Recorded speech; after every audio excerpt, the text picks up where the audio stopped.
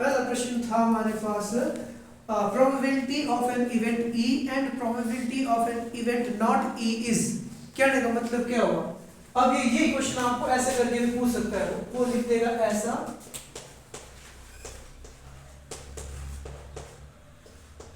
इस तरीके से भी पूछ सकता है वो।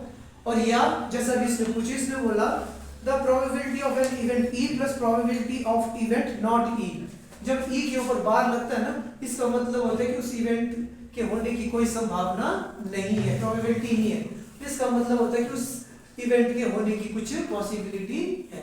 तो मैंने हमेशा आप लोगों को बोला है कि भाई अब हम कोशिश करेंगे इसी क्वेश्चन से जितने क्वेश्चन हमारे पास बनते हैं ना उनको डिस्कस करते हैं, ठीक है।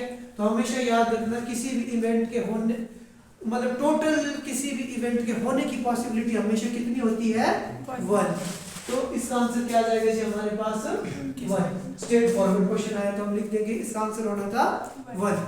अब इसी से क्या क्वेश्चन पूछ सकता है वो?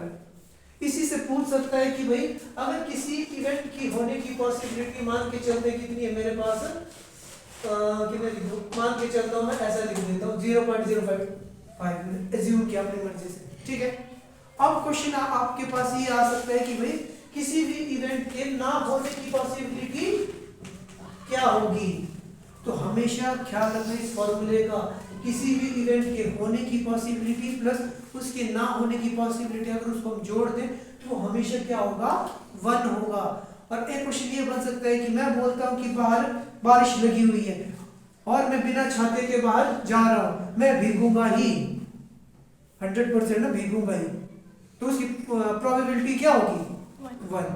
समझ में आया? किसी भी इवेंट की अगर होने की संभावना 100% है कि वो होगा ही होगा, तो हमेशा आंसर क्या होगा आपके पास? 1। समझ में आई बात? और अगर मैं बोलता हूं कि भाई बाहर धूप खिली हुई है, ठीक है, और कोई पाइप लेके भी नहीं बैठा हुआ पानी फेंकने के लिए, ठीक है, मैं डायरेक्ट बाहर जा रहा हूं, मैं भीग जाऊंगा, क्या मैं भीग सकता हूं? नहीं भीग सकता, 0% चांस है ना। तो अगर किसी भी इवेंट के होने की संभावना ही नहीं बिल्कुल भी, तब उस आंसर क्या होता है हमारे पास? 0। याद रखना हमेशा। समझ में आया? कुछ भी कंडीशन आपको दे सकता है यहाँ पे कि कुछ भी बोलेगा कि भाई जो हमारा सन है वो बोलेगा कि सेट करेगा ईस्ट में, जो हमारा सूरज है वो पूर्व दिशा में अस्त होगा, क्या पॉसिबिलिटी ऐसा नहीं है ना? तो कंडीशन दे दे, वो पूछे कि भाई इसकी प्रोबेबिलिटी क्या रहेगी, आप सीधा लिखोगे आंसर 0। समझ में आई बात? या बोल देगा कि भाई sun rises in the east, जो सूरज है जो पूर्व दिशा से ही निकलेगा, इसकी क्या संभावना है? 100% मींस 1। समझ में आया? क्लियर है बात? और तीसरा क्वेश्चन क्या बनता है इससे हमारे पास कि ये बोलेगा कि भाई 3 एग्जांपल दे दूंगा मैं, 0, 1 और -1। ये बोलेगा इन तीनों में से कौन सी किसी भी इवेंट के होने की संभावना नहीं हो सकती है, कि भाई और इन तीनों ऑप्शंस में से कौन सा ऑप्शन ऐसा है कि किसी भी इवेंट की प्रोबेबिलिटी वो हो ही नहीं सकती? क्या होगा? Answer is -1। हमेशा याद रखना प्रोबेबिलिटी कभी भी, प्रोबेबिलिटी का आंसर कभी भी क्या नहीं आएगा? -1 नहीं आएगा। समझ में आई बात?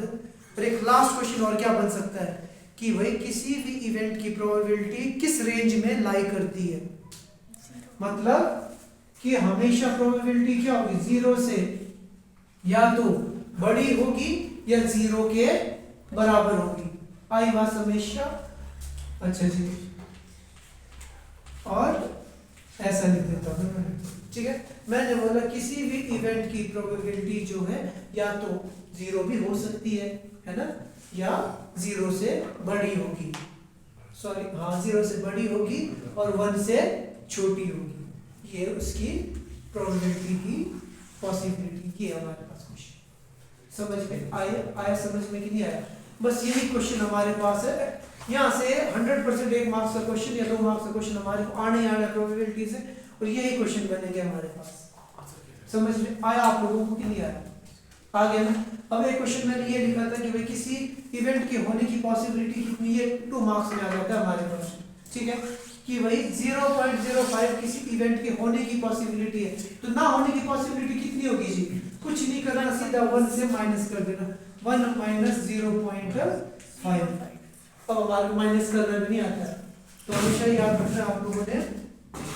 हम क्या करेंगे 1, अब जो हमने माइनस करना है वो क्या है, डेसिमल में है ना, तो 1 के बाद क्या लगाना, डेसिमल 0 0, डेसिमल के नीचे डेसिमल 0 5 0, तो आंसर कितना आ गया 0.95।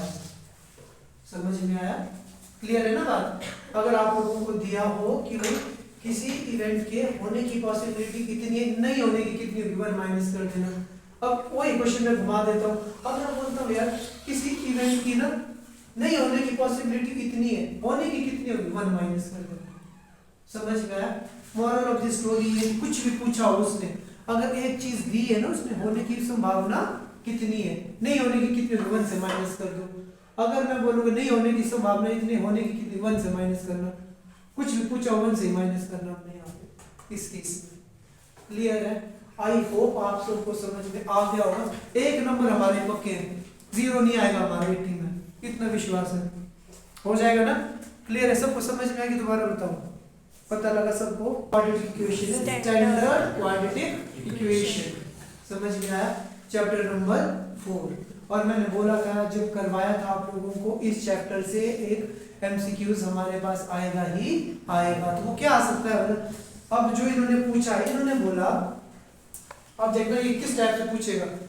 अब हमारे पास एक क्वेश्चन आता है हमारे पास इस तरीके से, ठीक है ना, और इसने इस तरीके से ना पूछ के इसने पूछा इस तरीके से, ठीक है। कहने का मतलब ये हुआ, यही क्वेश्चन पूछने के लिए वो क्या कर सकता है, वो बोल सकता है कि condition b square minus 4ac is greater than 0 भी बोल सकता है, या सीधा बोल सकता है d इज ग्रेटर देन 0। तो आप लोगों ने ध्यान रखना है, अगर d इज ग्रेटर देन 0 लिखा हो या b square minus 4ac is greater than 0, दोनों का मतलब क्या है, सेम है, फर्क नहीं है। इसी को क्योंकि d किसके बराबर होता है, b square minus 4ac discriminant.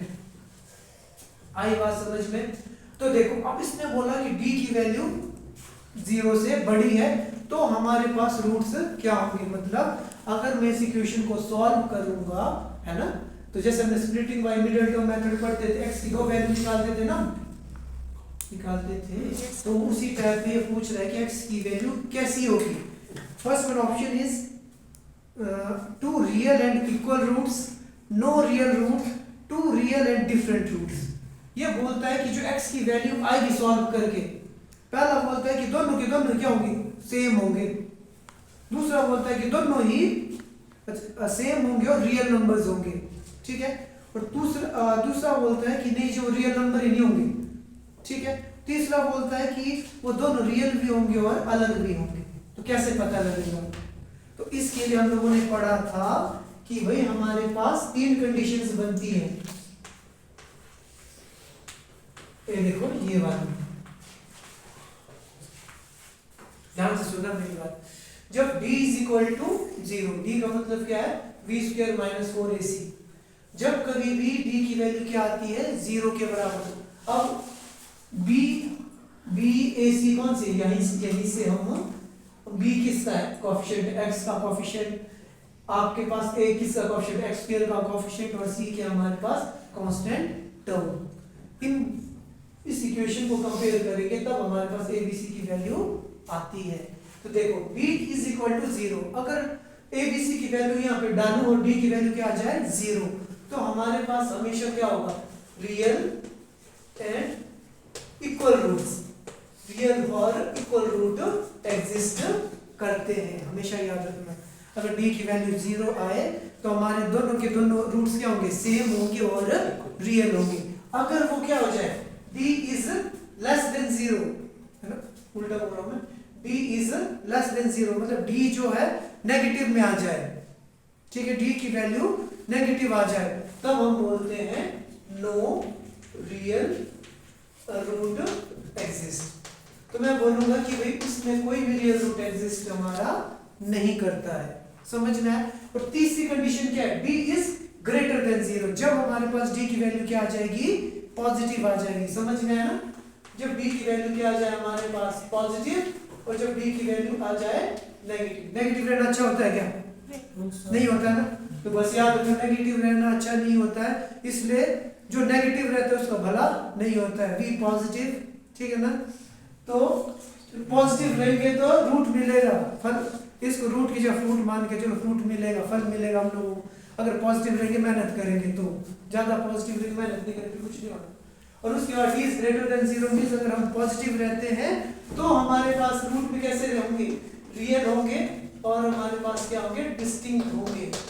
Distinct का मतलब होता है डिफरेंट रूट्स, अलग अलग वैल्यूज होगी, ठीक है। डी की जो x की वैल्यू आएगी वो अलग अलग होगी हमारे पास, ठीक है, और वो कैसी होगी, रियल होगी। समझ में आया? इन तीनों से क्वेश्चन आता ही आता हमेशा पेपर में।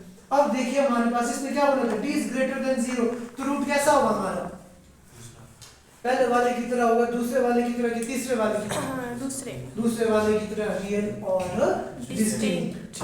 आई बात समझ में कि नहीं आई आप लोगों को? आई होप समझ में आया होगा।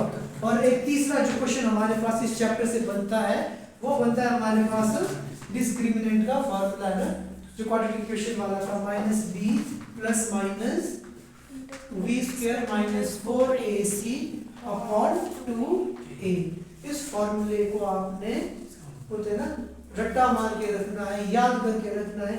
ये भी इस बार नहीं आया हमारे पास, बट आता है पेपर में, ठीक है ना। इसका ख्याल रखना है कि भाई कई बार क्या करेगा वो फॉर्मूले में ना v की वैल्यू को चेंज कर देगा, गलत लिख देगा, या तो यहाँ पे प्लस माइनस कर देगा, उसका आप लोगों ने ख्याल रखना है। कई बार मैक्सिमम टाइम पता क्या करते हैं, वो नहीं यहाँ पे माइनस ही नहीं लगाते, अब हम सारा देखते हैं तो देखने को सेम लगता है, तो हम ध्यान नहीं देते कि इसमें माइनस होगा। समझ में आई बात? बाकी फिर हम अगली क्लास में डिस्कस करेंगे। समझ में आ रहा है?